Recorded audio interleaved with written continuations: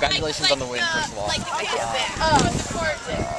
This year, what do you think has been like the key to your early success these first 3 games, winning all 3 games? It's got to be the leadership. Yeah. You know, our seniors put a lot of work into making sure we're all on the same page and really getting out there, having us to work on our own, and we're working really well together so far.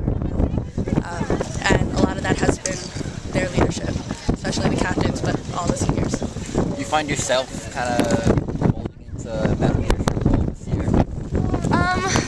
Definitely taking cues. You know, I'm learning from them. It's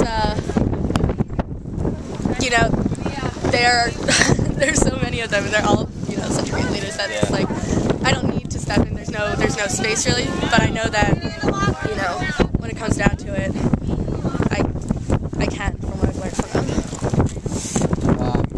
What role do you think? You're obviously